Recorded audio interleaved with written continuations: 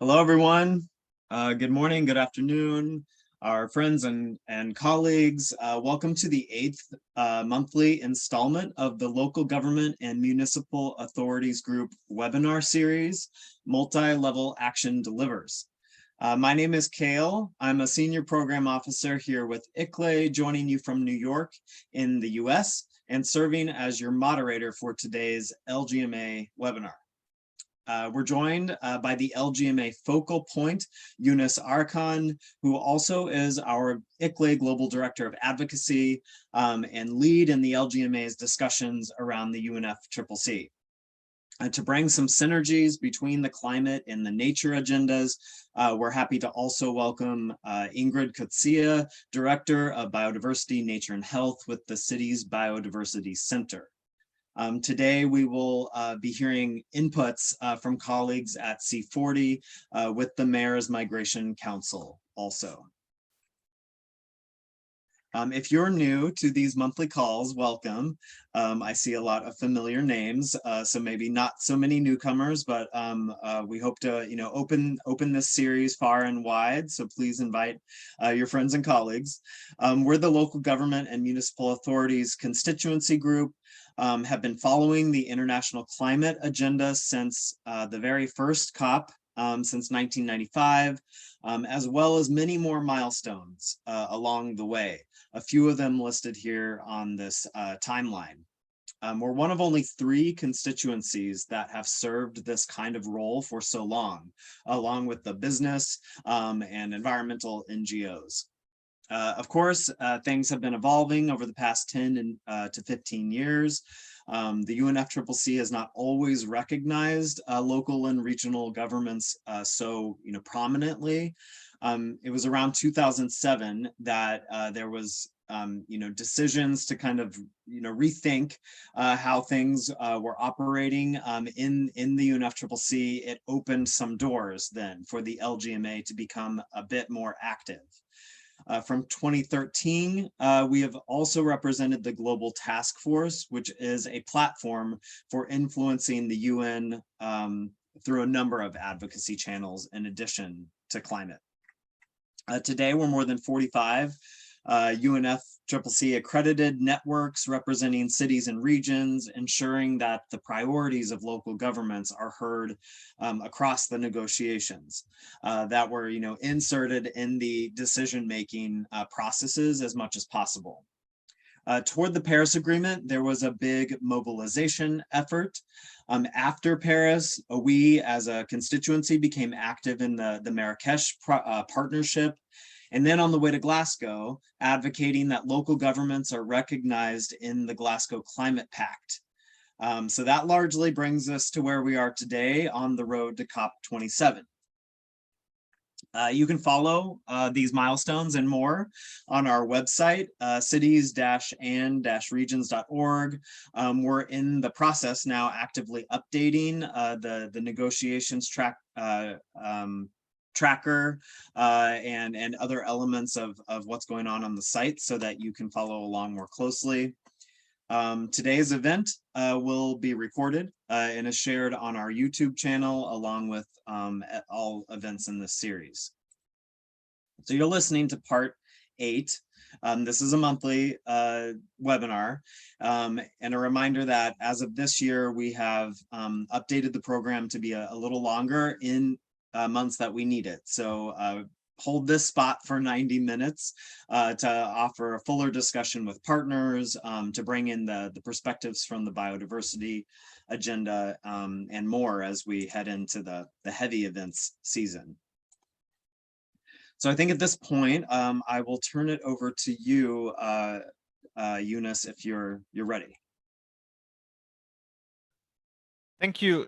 Thank you, Kale, and greetings to all the colleagues joining us or wherever you are. I wish you all a nice day. And I also would like to warmly welcome our colleagues from C40 and also Cities Biodiversity Center. As mentioned by Kale, it's good to recall once again or remind ourselves what we achieved at COP and how we prepare for that, just for us to understand how to prepare for the next steps. On the way to COP Glasgow, we learned, or we have been involved, that some 60+ nations from global north and south raised their climate ambition because they engage with local and regional governments. This is important because it proves that multi-level action can help nations raise their ambition, and that was the key for us to say that time for multi-level action has come.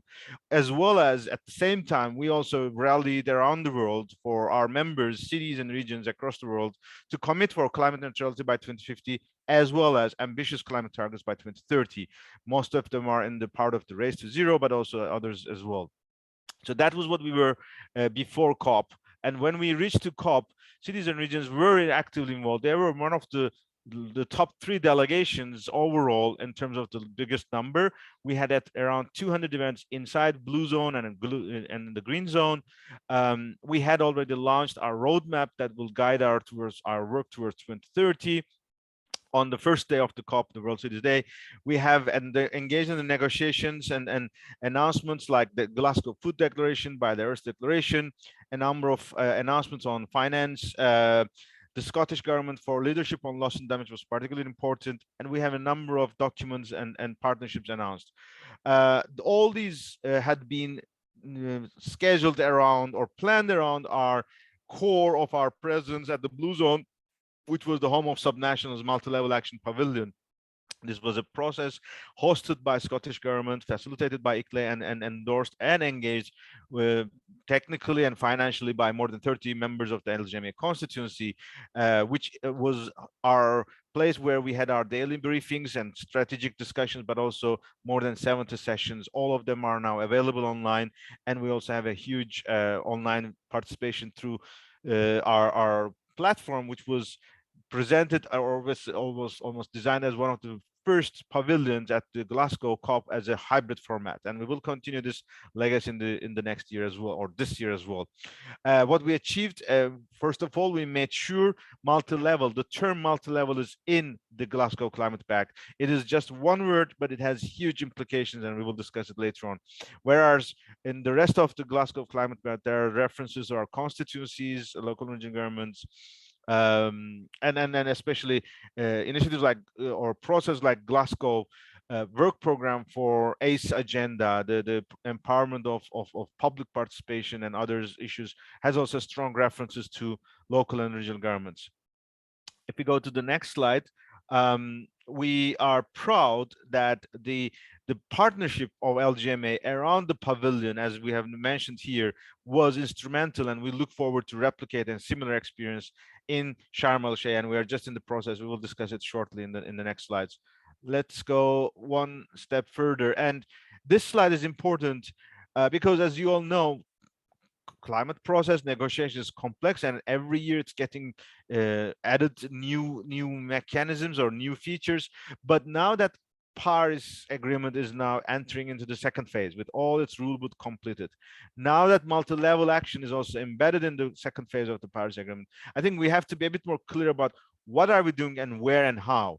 So let's remember the first element that we are involved is the negotiations, which is the negotiations is not over. Of course, we are discussing about finance, we are discussing about loss and damage. There are so many agendas that will be built further. Nothing is finished yet, but at least the frame is there. Second phase of the multi-level era is second phase of the Paris Agreement starting. So the LGMA, our connection, our work is still valuable. That will be a year-round connection through our mailing list, through our webinars, and especially using the multi-level action pavilion as our heart of our presence at COP. Then we have the action agenda. That's an agenda that is developed by high-level climate action champions. This is a process that is under the Paris Agreement, and it is even strengthened with the Glasgow Climate Pact. And many of the networks in the LGMA are involved in this process. But let's be aware, this is not only networks of local energy groups. It's multi-stakeholder process. There's a human settlements group, but there are other thematic action pathways. There are sectoral breakthroughs, and there are several processes like data portals and others. So we will continue to be involved there as well, especially those who are interested in this process.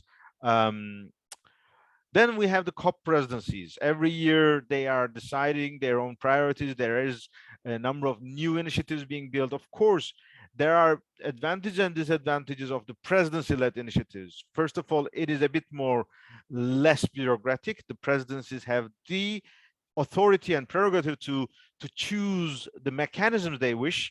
Of course, they are informed and inspired by the UNFCCC mechanisms, but they do not have to be followed as necessarily. And if they do not, and if they come up with their own ideas or initiatives, nobody can blame them or nobody can judge them. It's their presidency authority.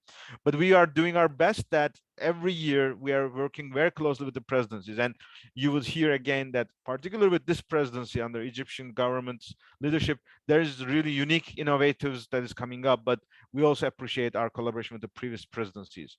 And finally, secretariat, the party, the presidency, but there's important group is parties, the national governments, those who are strongly or in different levels of engagement supporting the multi-level action, both at home in their own countries, but in the UNFCCC process or UN process.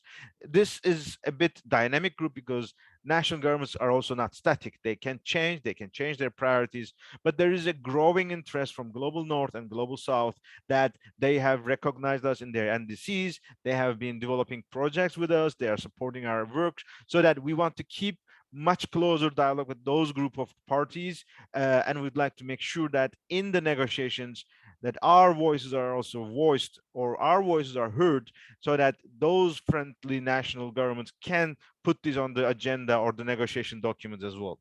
Next. On the way to from Glasgow to Sharm el Sheikh, what we are recommending that we have defined already, discussed this already in February onwards, that we have 4 priorities.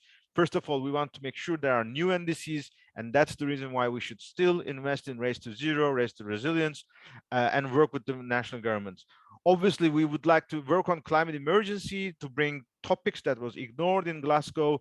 We would continue to work on those, especially to follow up loss and damage, and we will hear more how to bring the migration process, which is very active in terms of engaging local governments outside the UNFCCC, that could feed into the UNFCCC process. And our colleagues from Mega's Migration Council will also give us some very interesting ideas as well on that.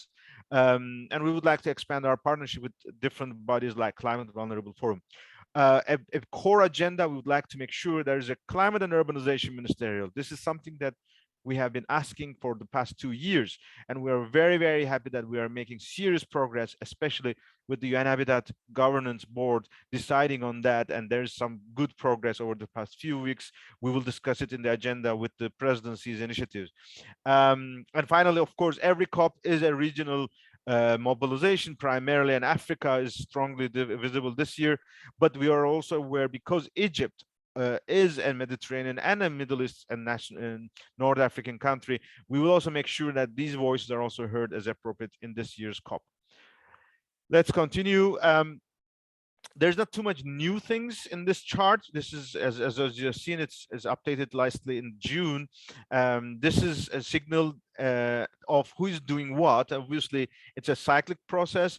Officially, the responsibility is the Egyptian, the UK government, but the incoming presidency is becoming more active because they are preparing their initiatives. They are preparing their how they will host in terms of logistically, but also politically.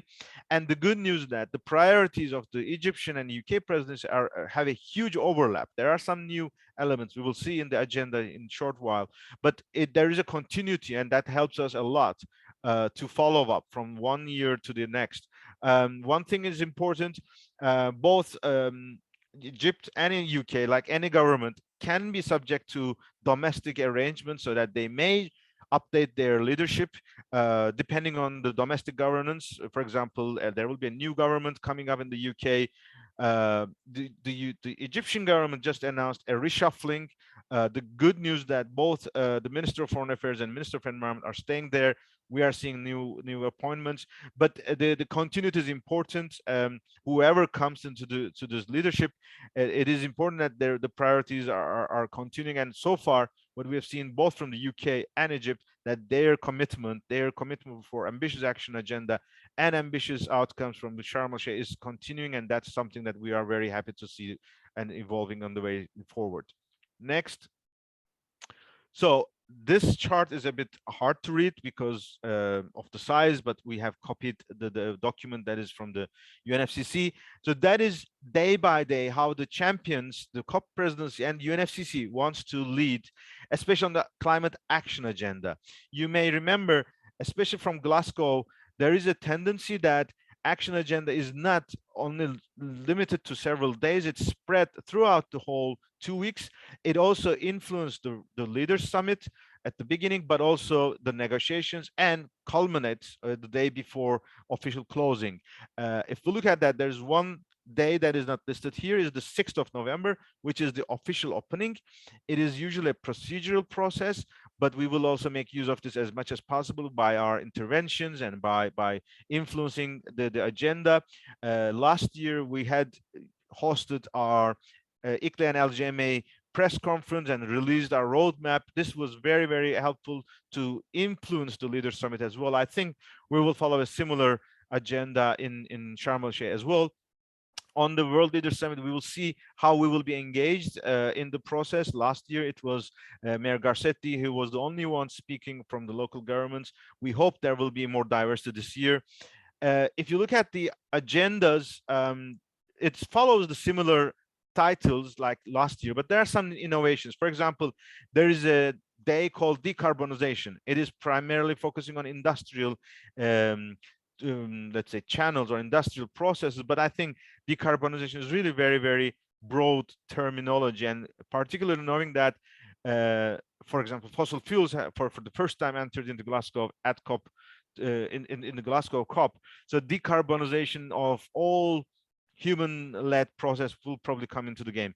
We see youth as separately or slightly independently highlighted, but future generations and ACE is separately addressed. That's also a good thing, because in the ACE agenda that we are very actively involved, it's beyond youth, especially public participation, public access to information, and public awareness as an agenda that is covered by ACE, and it is led by the local and regional governments, which has strong elements in the ACE program. That's also good to have it as a standalone agenda item.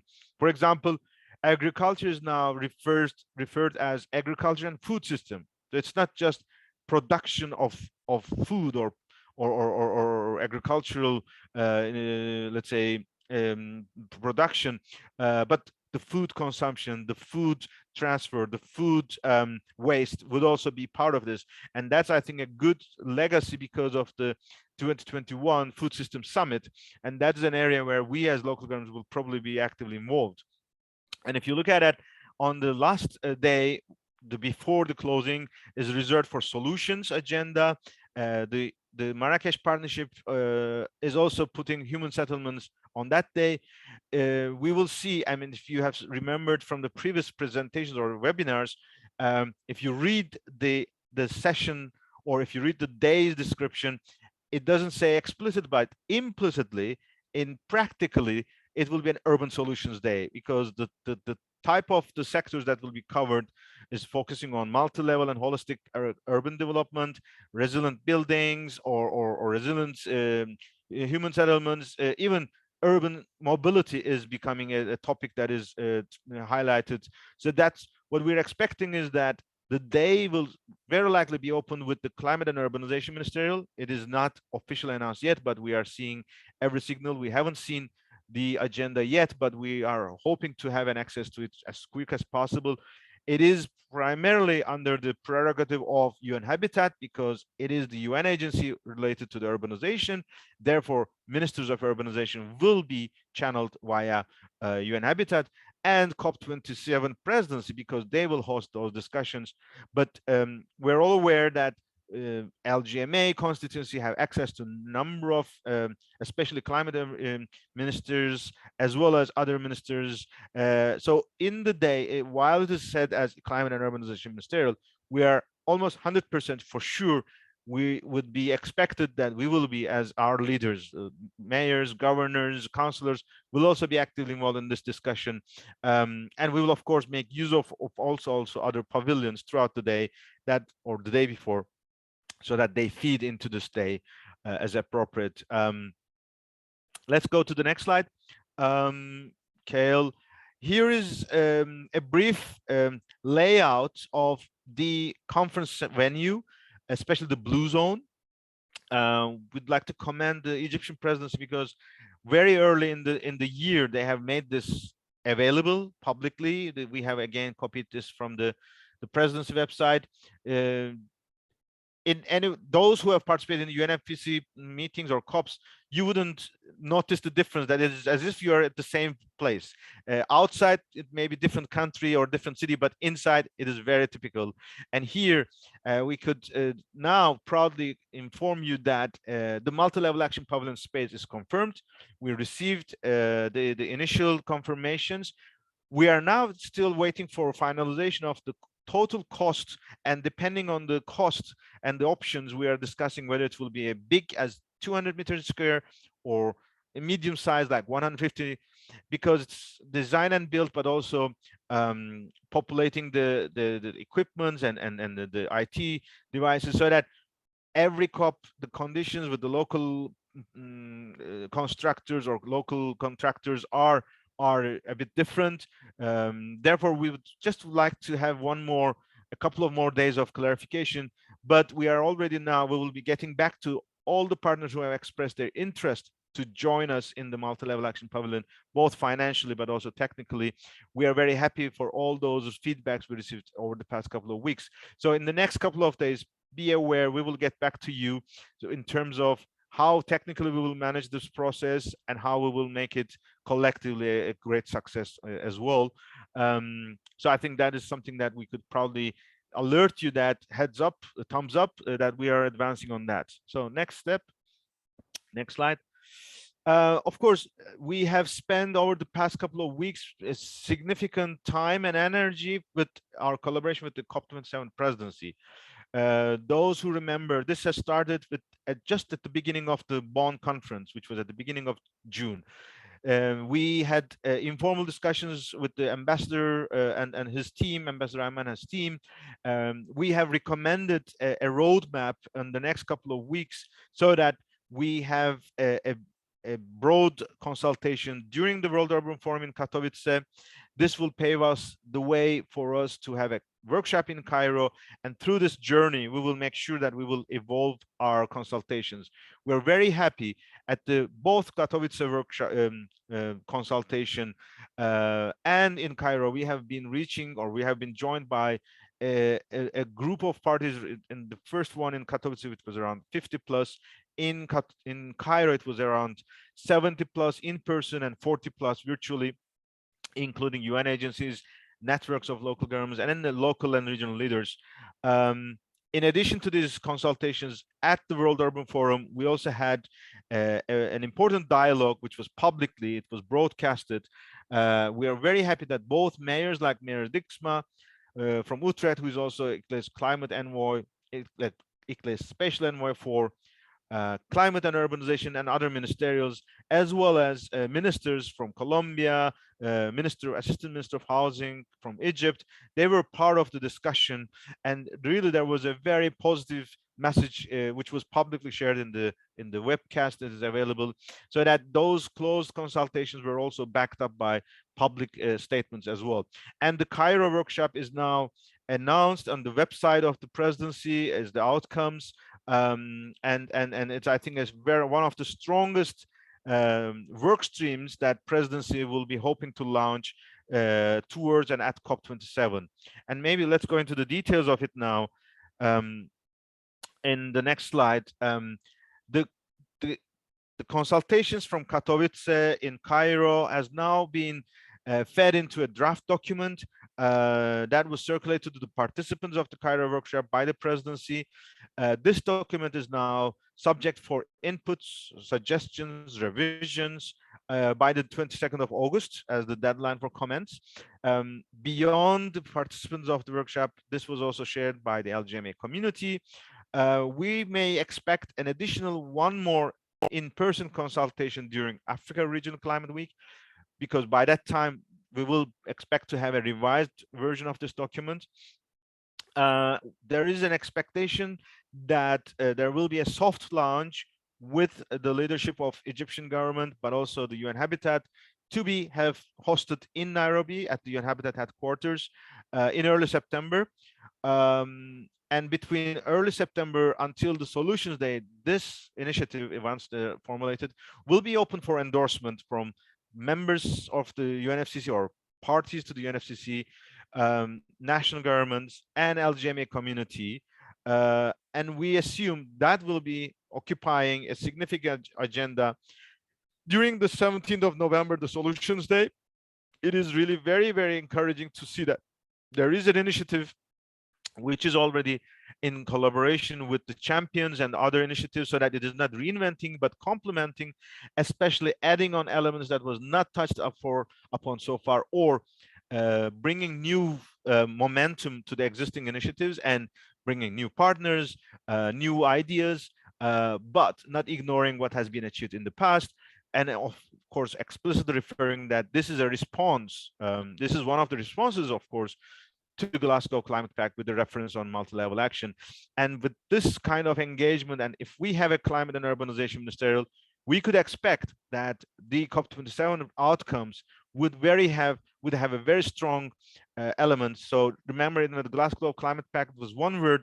Now we could expect an even bigger reference to urbanization, and possibly a standing agenda item in all UNFCCC COPs or UNFCCC processes, just like other themes, and that would be one of the reasons to be more hopeful or more ambitious, and so that this initiative, this ministerial and COP27 official outcomes could become a game changer and could become really a moment that would be pushing us very ambitiously towards the second phase of the Paris Agreement, with an agenda on urbanization and climate emergency.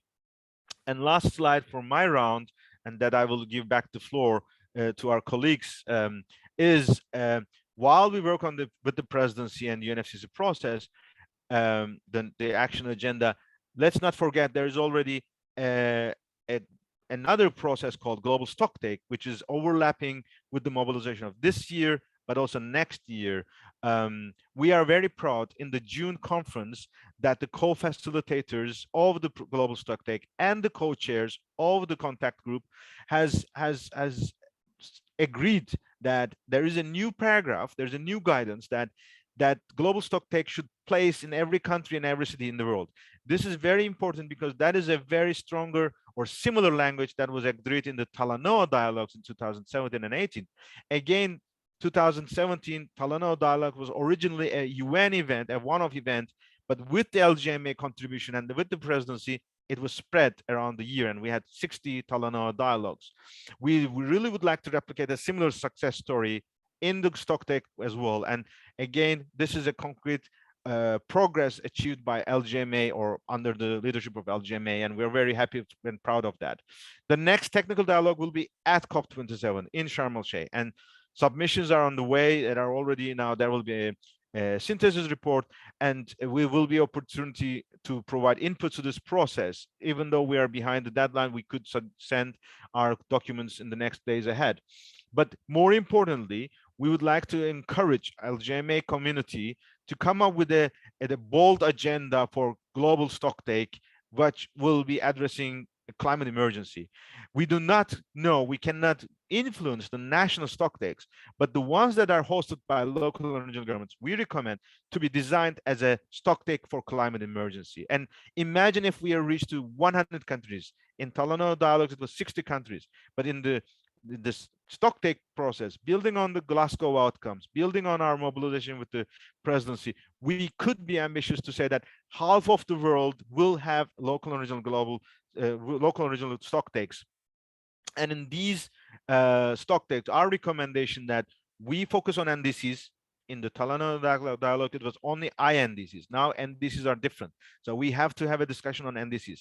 We have to focus on our own commitments on the Race to Zero, Race to Resilience, how these are improved, delivered, and how these are linked to NDCs. And we have to address climate justice, how we address climate justice in our cities, in our territories, but also globally in the global south, how we can continue to support our solidarity, be it loss and damage agenda, be it global financing to our global south, so that these are the core elements of our stocktakes.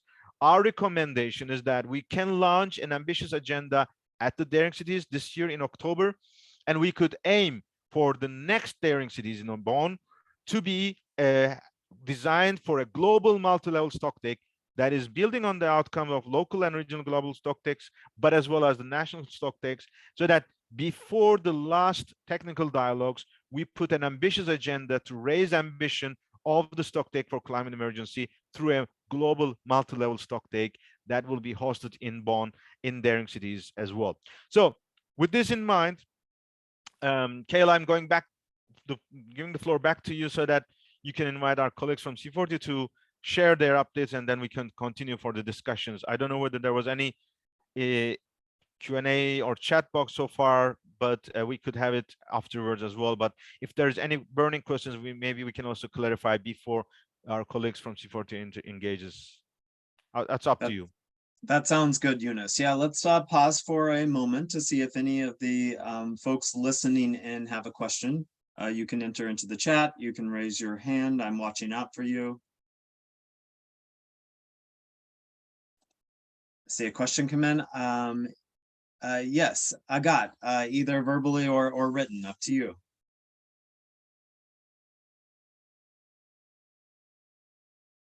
Agat, go ahead. Don't be shy. Thank you, Yunus. Don't worry. I'm not shy. I was kindly waiting, politely waiting to be unmuted. Okay, good. Thank you, Yunus, and thank you, Kale, for this presentation. It's really fantastic. I'll just comment super quickly on your hashtag stocktake for climate emergency. I think this is absolutely brilliant, and we really need to be putting the pressure on because we know the window is closing and the stocktake is there for a reason. So I think just nailing that phrase and nailing that urgency is a stroke of genius, and I'll be excited to participate. But my question is back to the Egyptian presidency's cities initiative and the urban ministerial. Apologies if I make you repeat anything, but it's a little bit unclear to me how the two relate. It would seem like the ministerial sort of is the cherry on top of the Surge initiative, and the Surge initiative is presented there, its recommendations, its key initiatives to galvanize and to accelerate. But I wonder if you have a bit more clarity on how the two work with one another. Because I think, you know, what the Egyptians are trying to do is really ambitious. It's very sensible. Nobody wants to reinvent the wheel, but with these really large initiatives, sometimes it's a little bit difficult to grasp what the tangible outcome will be. And I wonder if that ministerial might shed a bit of light on this or be an opportunity. Thanks.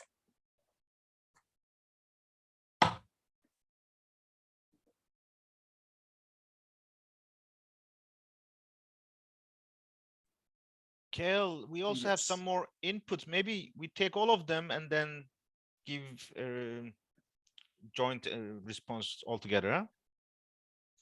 Yes, this sounds good. The next question is from Lorenzo, who writes in that he is the director of City Diplomacy Lab, working in collaboration with the International Association of Francophone Mayors, and wanting to know the connections between COP of Cities and COP27, if we could explore possibilities around linking those two.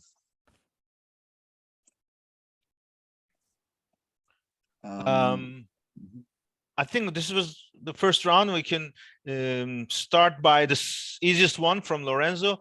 Lorenzo, thanks a lot, and we have warmly commented the AIMF initiative for COP of Cities, which was primarily an initiative for Francophone mayors, but we're also aware that you want to make it globally. And I think that is a really good input, and we also have endorsed it as LGMA recognized events. I have seen your messages. As I said, there were some details which is still to be clarified. We will look forward to, of course, having visibility of AIMF as an active partner of LGMA, but also the pavilion. We will get back to you in terms of, we really hope you could also generate some financial resources, because the support from the Scottish government for the moment, we are assuming that it will not be covering all the costs. That was the model we have followed in Glasgow. In Glasgow, we were a bit advantageous. We had also major partners like Wales government, so it was a bit advantageous. The conditions may here be a bit difficulty, so we'll look forward to seeing you actively involved and contributing. Honestly speaking, there is a vision or hope that we could keep either a corner for Africa or an African hour at every day. That could be model we have followed, for example, in Glasgow. For example, Glasgow Scottish government and Glasgow Partners of Scotland had always kept a reserved slot for them, a dedicated slot, or we had made, for example, lunchtime time for multi-level discussions. So let's be innovative, and that's what we will come back to you, because we have received inputs from or interest from other partners. We'll get back to you all in that sense. And then let's be innovative on that. Agathe, your question is of course very valid. I recommend us to keep in mind that this is a work in progress, both the initiative itself, but also the planning of those thematic days. And we have, as LGMA, Agathe, you remember very well, for us these are the two sides of the same coin, initiative and ministerial.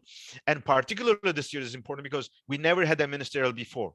There were initiatives from COP26, 25, 24, 23, whatever. At every COP, there was some sort of an initiative which had short-term or long-term. We had some priorities, some focuses, and but there we never had any ministerial. So we hope the ministerial and the ministerial outcome and the initiative helps each other, especially that this initiative is not a one-shot event or one-year event. If you read in the document, the Egyptian presidency has a keen interest to have this initiative to have a lifespan of 2030. They have a keen interest to hand this over to high-level climate champion, and the parties who would endorse take ownership in addition to LGMA, and that the resourcing of this is also discussed around this architecture.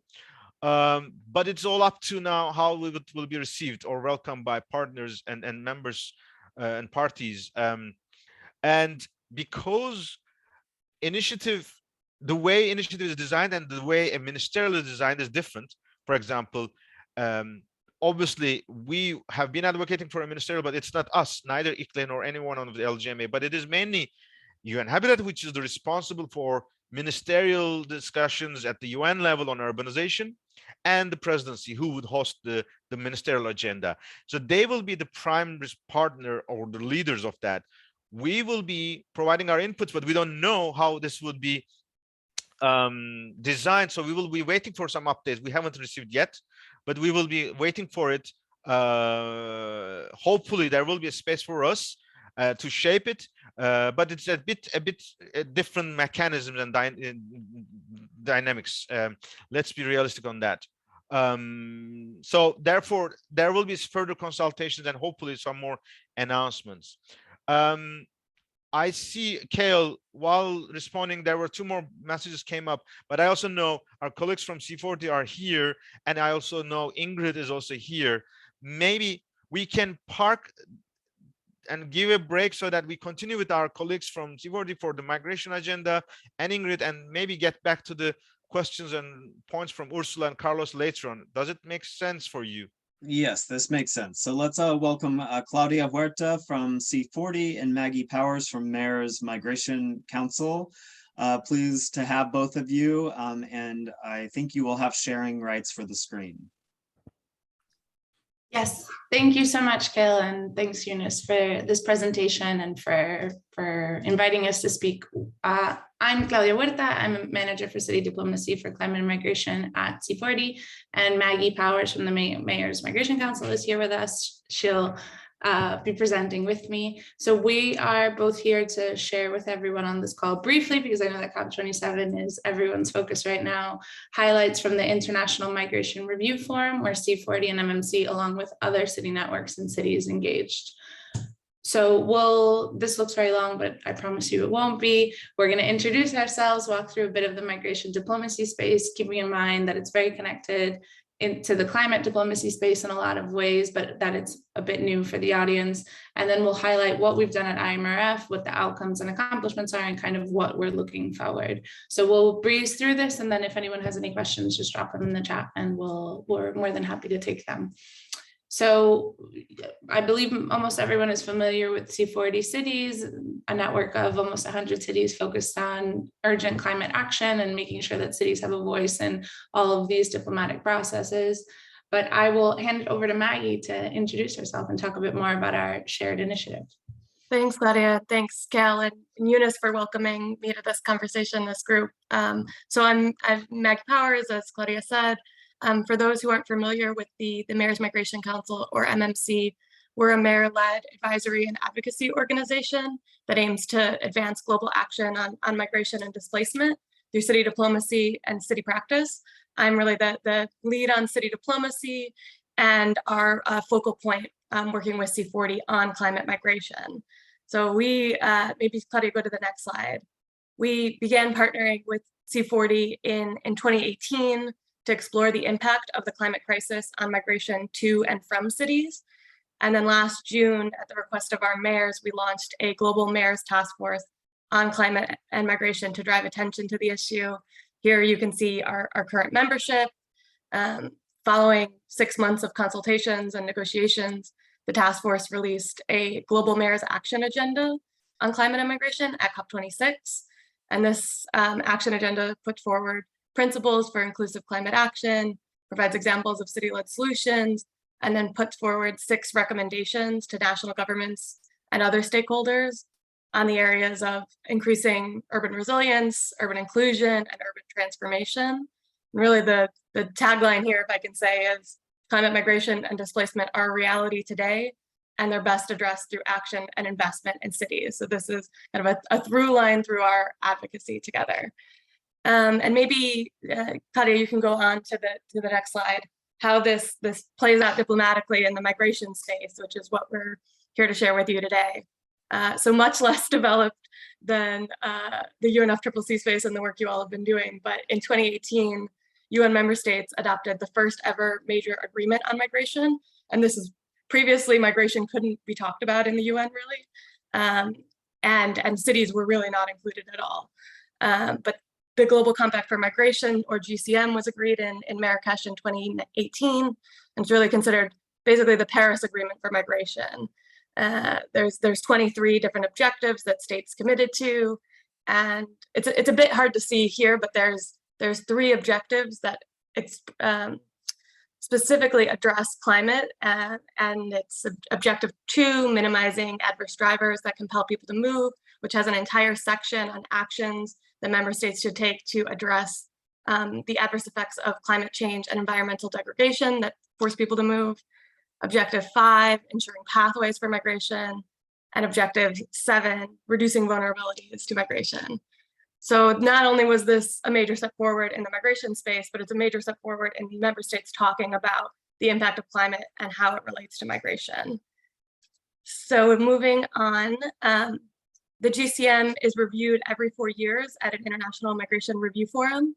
And the first ever forum was just this May in New York City. And this is a UN General Assembly event hosted by the president of the GA and organized by an organization called the UN Network on Migration. So as a General Assembly meeting, cities' access and influence is challenging and hard, as I'm sure many of you know. But I'll turn it over to Claudia to share with you our success in both influencing this process and how we made sure that climate migration was a through line that was addressed. Thanks, Maggie. So the way that we've kind of framed the diplomacy space for climate and migration is understanding that there is, besides the GCM's recognition of climate migration and the UN kind of looking at migration inside of loss and damage, or the UNFCCC looking at migration inside of loss and damage, is that these are two different major events, the IMRF and COP27, that look at the topic through a limited lens. And we see our role as kind of trying to bridge these two different worlds. And in the migration space, elevate the role of climate as a driver of migration, whether it's today, currently it's climate drives over 75% of new displacements per year. So it's a really significant driver, as Maggie was saying today, not just in the future, but also what a green and just transition can do for migrant inclusion and for cities generally. And in the climate sphere, making sure that the community understands that migration is a consequence of the climate crisis. And if we don't plan for it, then cities and governments and our society in general can adapt to it accordingly. But also that urban climate action is really a key place for the climate community to address this, rather than just this national sphere that it's limited to. So this is kind of the framework that we've been looking at these cross-cutting issues from. And looking specifically at the IMRF, which is what we've been promising you, the way that we've framed this for our cities and for our team is that it's an incredibly important moment. It's the inaugural edition. It'll only happen again in 4 years, and this edition really can set the tone for this really crucial moment to talk about migration policy in the UN space. As Maggie mentioned, it hadn't been before. So this is this really powerful moment to really get this on the agenda and get it right.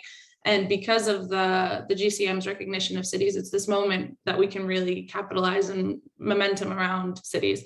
So what we tried to do for our own cities was elevate the role that they have in this issue, but also to make clear that we want more access and that they can and should have this. And for C40 and MMC to make clear that we're players in this space and that we can create this momentum and this platform for us to work from. So that's the approach that we had. And looking at the IMRF generally, there's a lot here, but the most important thing to understand is that the cities had access to all of these different components of the IMRF, except for the plenary, whether it was the roundtables where they discussed the groupings of the objectives and really what the key issues were and what needed to be on the table, or the hearings where different groups and cities got to speak, and as well as the policy debate, which kind of addressed the crucial issues that are engaged in the GCM. But ultimately, the IMRF aimed to end in a progress declaration that would guide the work of the UN for the next 4 years in understanding what needs to be done to keep the GCM alive and to make sure that it's progressing and that they're addressing the cross-cutting issues. So by having cities in these spaces, we're able to make sure that climate migration, even though it's not a dedicated theme because they're focusing on groups of objectives, that it's a carry down throughout, and that the urban perspective is as well. So our presence on the ground took the shape of over 17 cities from a variety of regions around the world, which was fantastic to give the diverse perspective and how different migration experiences are from everywhere, but also various city networks who are there advocating on behalf of city networks just generally, but also on behalf of cities. So in the same way that the LGMA and Unison Kale have shown us and ICLE fight for space at COP27 and to elevate the voices, we've been doing the same at the IMRF. So that even though migration is so controversial and climate migration within even more, making sure that collaboration is the way that we kind of push this forward. And so we've really been able to do this on this issue, which is really great to see and really great for our cities. So from there, we focused on various types of mayoral engagements to make sure that mayors' voices are brought to the fore, to not only highlight that they are leading the way and that they care about this, but that there's national governments like the US, like Bangladesh, like Germany and the EU, who really backed them and supported this call for elevating climate migration. So we made sure that mayors were in official UN discussions, like the roundtables, but also that they had high-level bilaterals with the President of the General Assembly and the Deputy Secretary General, not one word, as well as side events that we owned individually that we kind of drove and made sure that the head of the IOM and all these other key actors were involved and up to date. And the mayor's mechanism, together with the MMC and UCLG and a lot of other actors, put together various city pledges that really made clear to the IMRF that cities actually are leading to this. It's a form of a global stocktake, a bit different, but it's a way to really show evidence. So for example, Paris's pledge focused on working with the IOM to understand climate migration in Paris, and that if this initiative with the IOM works, it can be replicated to other cities. So it's really tangible what we're trying to do besides just have mayors on these global stages, which is always good anyway. And from here, I will pass it to Maggie, who will cover what all of this actually got us. Yeah, so what did all this effort get us? So first off, as Claudia said, member states, the UN General Assembly adopted a progress declaration. And this not only included recognition on climate migration, a push for expanding pathways and making sure that those impacted by climate have access to migration pathways, but it recognized local governments throughout and encouraged greater collaboration with local governments. So a real step forward there on what is an extremely sensitive and controversial topic, as you can all imagine politically. And this was directly because of input from MMC, C40 and other partners, and direct support from the Canadian government, German government, Belgian government, and others in taking up our language and using it in these General Assembly negotiations. Critically, and Claudia, I'll get into this, they also agreed to create indicators now to take the GCM forward, which was never the case before. So getting further into that implementation side of things. And then if you could go back, Claudia, not only were cities really mainstream, mayors were really mainstream across the IMRF programming, which was a huge success given that they were essentially blocked out of discussions and negotiations before, but they submitted 70 pledges to make the GCM a reality. 16 of these were directly pledges addressing climate and migration. And of all the stakeholder groups that contributed pledges, this was the biggest contribution from one constituency. So really showing, I know 70 is a small number, but for a first effort, I think really showing the capability and this, Claudia shared in the chat, we launched a call to local action for migrants and refugees. This is going to be an ongoing and annual activity that we do to continue to both encourage more cities to take action, but to elevate that action to global actors and show what's possible. I think I would just say, maybe to close from my side, climate migration was one of the most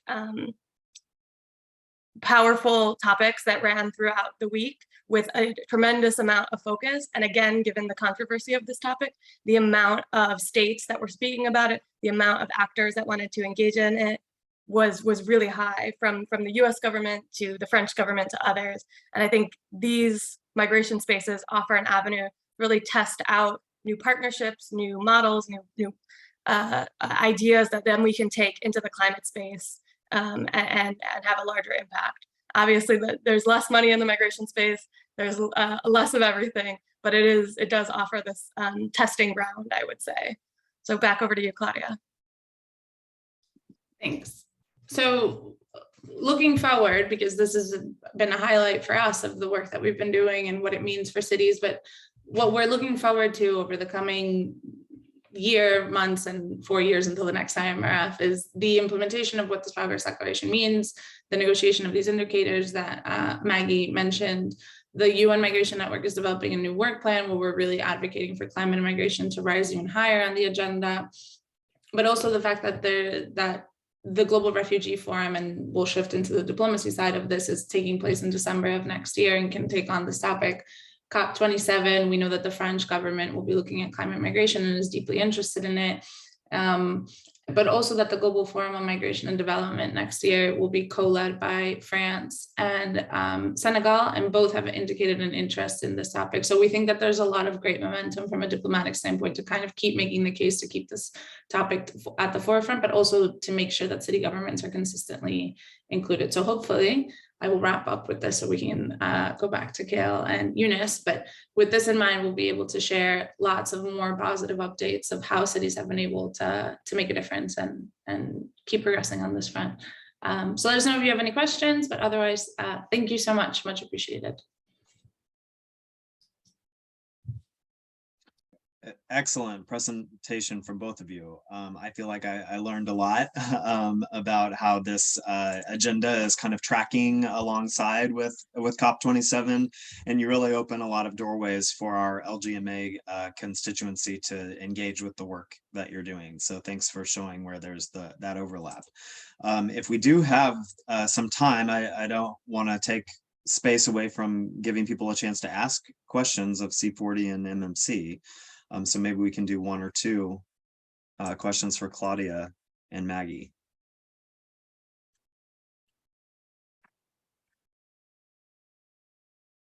I think this one that just came in from Ava is for you both. What about other cities that are interested to join your efforts? Go ahead, Maggie, you can take it. Oh. Well, from the MMC side, we are not a membership organization. We can work with any city around the world. And I think we're very interested in expanding the number of cities that are interested in this topic. I think both through contributing to something like the Call to Local Action, or we also run a Global Cities Fund where we have a chapter on inclusive climate action projects. And we're currently supporting 5 African cities to do projects directly, and these include waste management projects where they're supporting rural to urban migrants get jobs and increase the capacity of city governments to do waste management. So we currently support 5 cities with that. We're going to expand that to 10 cities by COP27. But so reach out to me. I'm happy to connect. Great, thank you, Maggie. Yep. Oh, sorry, go ahead. No, but from the C40 side, we work with a lot of, I saw that you're with the Council of European Municipalities and Regions. We work with a lot of European cities. So if there's someone that's already in the network, we're more than happy to engage with them. And just generally, we're always happy to make connections. And I think we tried to share some links in the chat, but it might not have gone to the Q&A. So we'll share those over. Yeah, if you'll send those to us, then in our wrap-up email that we send with the recording, we can include those links. Maybe I can share a brief immediate feedback. First of all, thanks, Claudia and Maggie. We have been discussing over the past months, I think with different channels, to make the bridge between these two processes. I think it's a timely effort that you are here. And of course, the next steps is important. One thing that was clear, both of those global communities deliberately try to keep each other outside of their discussions. So UNFCCC deliberately kept migration as out of the discussion. Same in the Global Migration Council and the Migration Forum. They said that this is not addressing climate-related migration. As far as I know, I may be wrong, so please correct me, but this is the global politics of this process. But with COP26 onwards, especially loss and damage agenda coming onto the game, especially our partners like Scotland, Wallonia have already made a very bold commitment, which we all know just £2 million or $2 million for a voluntary contribution will not solve the climate loss and damage and process, but there is a signal that a commitment to work with these agendas. So I suggest we think about just you become very actively involved. We all know, we didn't touch upon this, but within the LGMA, we try to break into working groups, break into thematic work, be it on finance, be it on adaptation, different areas. We always said that we should have a focus on migration because of loss and damage is coming into the game. And since you have done a lot, it would be good to make sure that you continue to participate in this climate work and provide us leadership. One example, a couple of years ago, there was an invitation to the LGMA to take a seat in the task force for displacement. We couldn't take up, it was around 2017 or so. We couldn't take up because there were no capacity and no opportunity. And that unfortunately is one of our biggest, let's say, lost opportunities. We can bring it back again. There's a lot of opportunities that can come back. I think in the pavilion, in the statements, we should make sure we feed each other, we help each other, and we know there are several processes like biodiversity. We'll listen now from Ingrid, how we are working on the biodiversity agenda. This is also very, very promising. If you compare to universities, it's much more advanced. We know, for example, there are challenges in the IPCC. They cannot endorse 1.5 degree, but we as cities endorse and we are taking forward. So maybe also on the ground, the more we bring the migration and climate issues together through LGMA, through Migration Council, we can show to the world that these agendas are not independent. In the ground, at the action level or at the daily life, people do not differentiate, and we are aware that there are migration due to conflicts, armed conflicts or domestic violence, but more will come with the climate change. So the more we are better prepared, our members, and the more we share positive, let's say, results or positive examples, the easier the national governments can convince. Just like raising ambition, they raise their ambition because they see a lot of local and governments are raising their ambitions and they help each other. The cities also know that they cannot deliver these commitments without national governments. The same for migration, they cannot sort all this without on their own. So just a very initial feedback so that we keep this agenda very active. We invite you to be actively involved in leading the LGMA work on this space so that you can guide us, you can lead us. We are also advancing our way of work to make it better. So there's a room for a lot of synergies, I assume, on the way forward. If I may just react quickly to say, absolutely, let's keep that conversation going. And then to say kind of one micro opportunity that we didn't get into in the presentation. So through the UN Migration Network, there is a thematic work stream on climate migration that they started last year. We're now pushing for them to turn this into a full working group. It's co-chaired by UNFCCC, IOM, and ILO. Last year, they did a terrible job of engaging stakeholders and really taking on our feedback. So we're pushing back strongly on that. And they are in the process of, they did things last year like come out with common position and key messages towards COP26. They didn't really share them with anybody, in my opinion. And they did a lot of work, but it wasn't really incorporating anybody's feedback or useful, I think.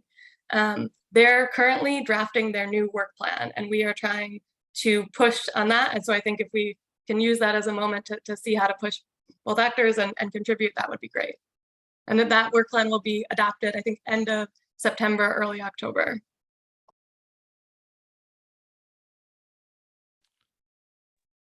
Great. I think we will. This agenda is definitely the first, but hopefully that will be the last. So I think that's very encouraging for all of us. And I know Ingrid is waiting. So Kale, I think you will take the floor. We still have the time to respond to the questions, but I think it's time for us to listen to Ingrid, isn't it? So she's been waiting for us patiently.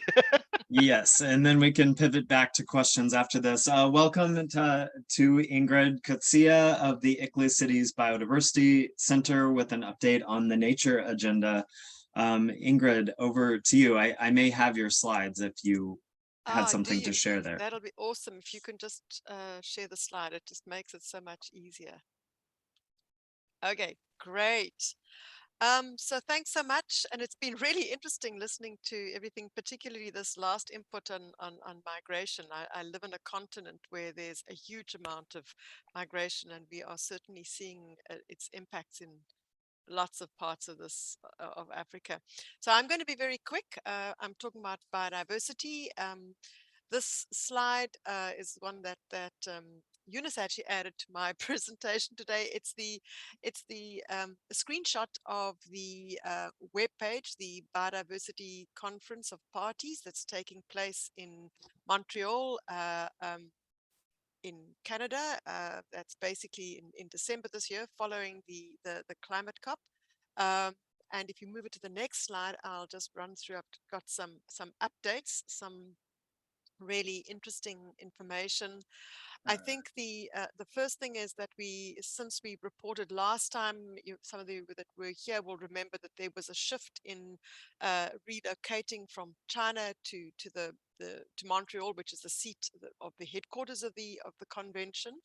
Although the presidency still remains with China, they've now firmed up the dates. So from the 3rd to the 5th of December, there's a meeting of the intersessional working group on open-ended working group, which will advance the negotiations ahead of COP on the post-2020 global biodiversity framework. And the reason for this is, I think we also reported last time that the negotiations that had taken place in Nairobi in Kenya had left us with lots of bracketed text. There were some synergies and convergences in terms of positions, but there was still quite a lot of divergence and not enough consensus to go into a COP.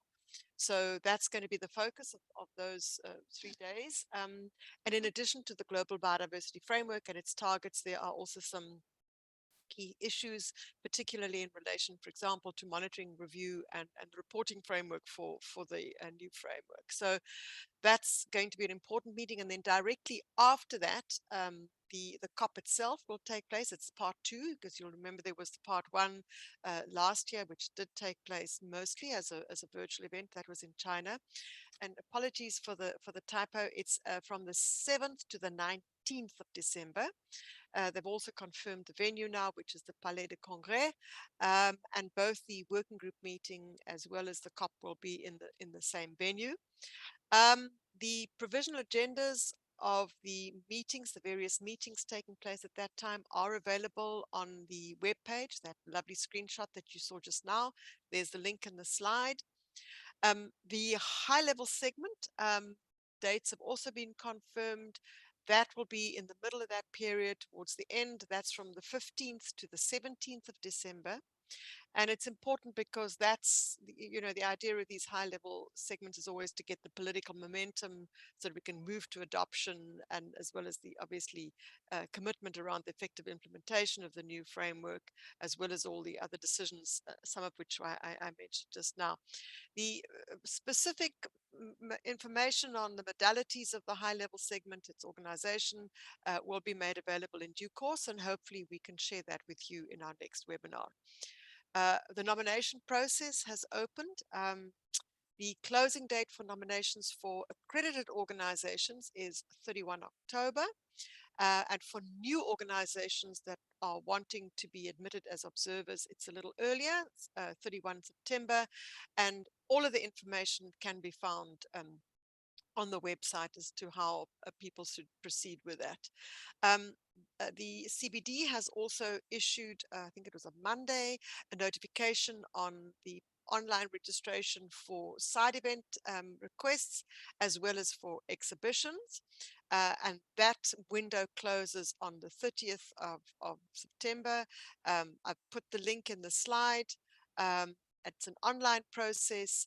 And the final sort of decision or selection of side events and exhibitions will be posted on the website by the 15th of October.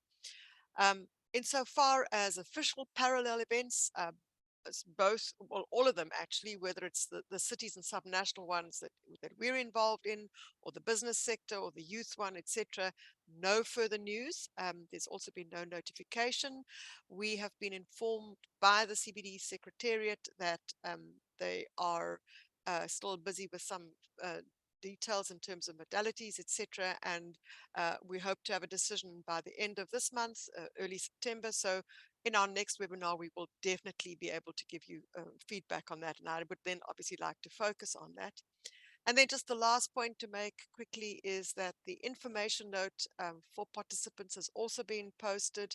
There's a lot of very useful information. So there's a lot of activity going on in this. And just to say very quickly, what I didn't mention this morning, but just to let this audience know, is that the Ramsar Convention is also taking place this year.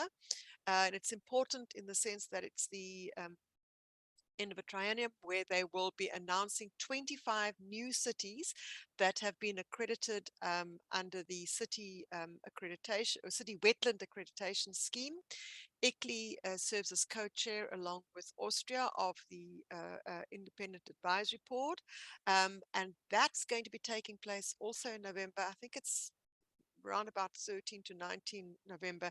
And interestingly, it was originally going to be taking place in Wuhan. What they've done now is they've decided that it'll be sort of split between Wuhan, which will be a more online event, and then the in-person event will be in Geneva, in Switzerland. And we should have more information on that also for our next webinar. Thanks so much.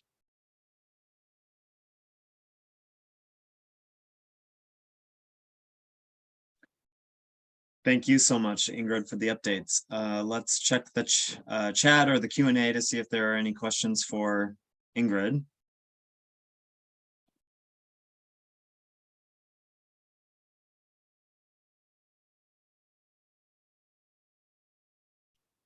Okay, I'm not seeing any come in, so we will just appreciate that you took some time with us to give us the updates.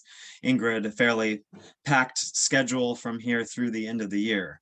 So we appreciate you are following it closely. Eunice, would you like to share the roadmap headed to COP27? Is that where you want to go, or to questions again? Let's use the screen on with the roadmap, but just one addition maybe in terms of connection to Ingrid, and maybe you have seen in the presentation from colleagues from Mayor's Migration Council and C40, you have frequently noticed a very powerful leader, Mayor Plante from Montreal.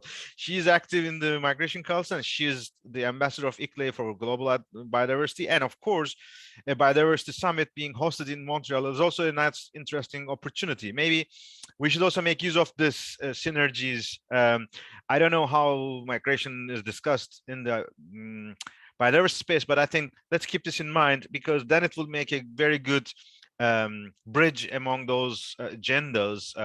So this is just an idea, and then of course we are very happy and proud of our colleagues Ingrid and many other partners in the biodiversity space. As you have seen, they are much more advanced in terms of they have decisions, they have negotiated documents, they have huge endorsements, which this goes back to 2008 and 9 and 10. So it's not just a daytime, but actually we are also making progress, and it would be good to tell UNFCCC parties that here in the different agendas of the UN space, such a different ways of engagement is possible. For example, they can submit their documents with the endorsement of a party, which doesn't exist such a privilege in the UNFCCC space. So we have a lot of things to learn from each other and strengthen each other's outcomes to back and forth. Coming back, let's combine the agenda and the questions together, and knowing that we are already very, very late and we see some of the colleagues are dropping off.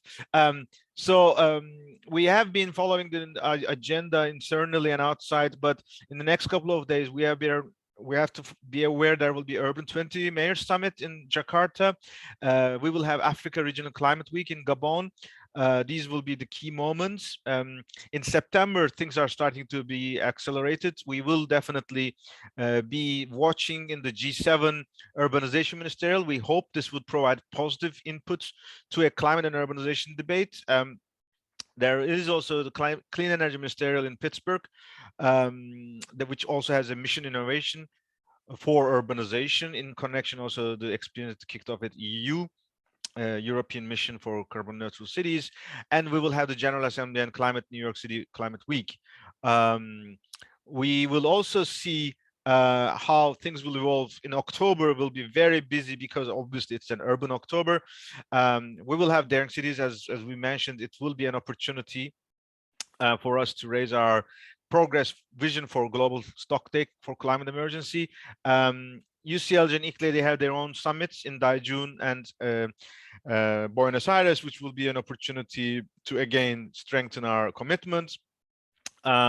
Inside the Urban October, there's also Cote d'Ivoire hosting a finance summit with their own cities. And of course, we have Climate Change Africa. We are also aware Scotland is planning to host a loss and damage event, but I'm not sure whether the dates are announced so far, but we will also try to follow this as well. So under these conditions, we will reach the COP27. As you can see, it looks like there is a lot of positive inputs coming to the COP, especially for multi-level action, especially this year with Commonwealth, G7, and all these processes will definitely have an impact. Therefore, we are really thinking that it will be a major, and it will reflect our expectation that with Sharm el-Sheikh, we're opening the second phase of the Paris Agreement through multi-level action. Therefore, this initiative, Pavilion, is important. Coming back to the questions, those that were not answered yet, Ursula from Under 2 Coalition, obviously, she's asking about how does this initiative works for states and regions. This is always a challenge. We prefer local and regional governments. We prefer multi-level action. We even prefer subnationals in the sense that subnational, local, regional government can all be compiled under one umbrella because we have a lot of things to share. However, for either communication purposes or for some other reasons, there are time to time efforts both from member states, national governments, or even the UN to make a differentiation between the local action and the subnational action. We see in the case of biodiversity, the more they're together, the more they can help each other. In the initiative itself, we refer to multi-level action repeatedly, and if you have seen, the reference goes also to urban rather than local on its own. I don't know, I don't think Egypt is having any interest to have a second initiative, but it may be better if you could insert these comments into the document saying that this initiative should also have a vision or have a perspective how to engage states and regions and or local and regional governments or regional and subnational governments into this initiative.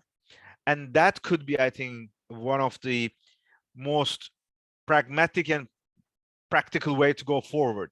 But it's up to all of us how to manage this.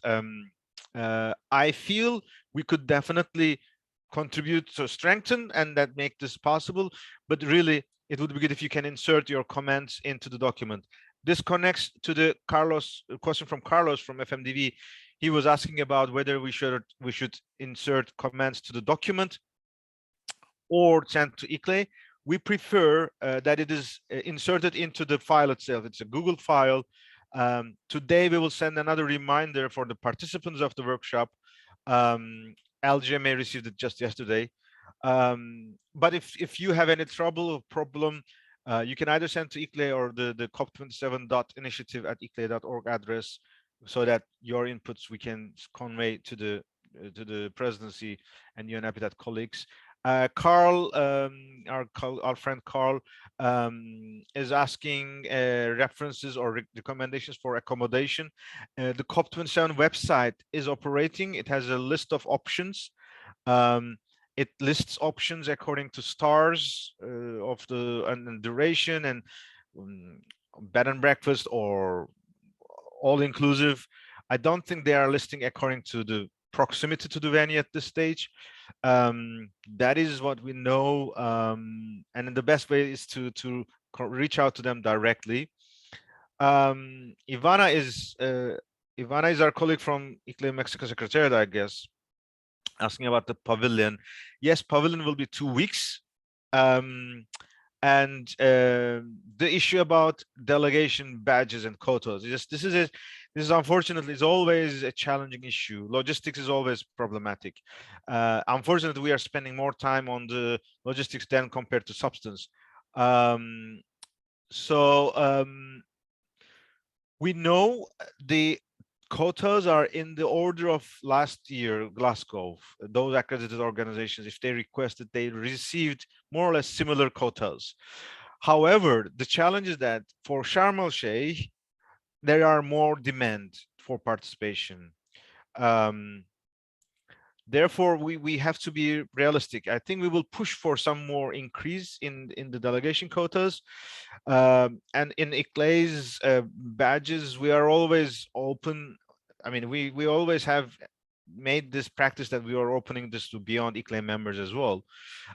So we will have to discuss, we will have to check with each other. We have to share information so that we are aware who would nominate whom. We also know Marrakesh Partnership also provides additional badges for speakers in several special days. We will make use of this. So I think in the next couple of weeks, there will be more clarification to the extent possible. And most importantly, we are all aware, especially Latin American countries, they are very, very open for engaging their local governments in their government delegations. That is a very interesting practice, even in those countries where the multi-level vision or multi-stakeholder vision is a bit weaker. Still, in all the COPs, they were in their own delegations. This was very surprising. Let me name clearly Brazil. There is challenges with the current Brazilian government, but the Brazilian government had already opened all the doors for Brazilian mayors or governors as part of Brazilian delegation, even though politically they were in opposition. However, the colleagues or mayors or leaders from US, from Germany, from across the world had difficulties, although their national governments were much more positive for multi-level collaboration. So it's a very strange case. So overall, we are recommending every delegation, every local government should primarily push for their delegations to be opening space for them, because they are part of the governmental body. They are elected, they are using public money. So the delegations, and especially in the overflow, they should open the space for local governments. And in case the space is not available, then we could add it in our delegations. That is our approach as ICLEI. But we also know sometimes there is a challenge. If you're in the national delegation, you have certain limitations. So we also are aware, we have to live with it and manage it appropriately, not to make any diplomatic mistakes or political mistakes. So in short, in the next few weeks, we should still work on it. It is just started, so nothing has been finished yet. We hope to have diversity of regional balance and gender balance as usual, but let's see what we can do.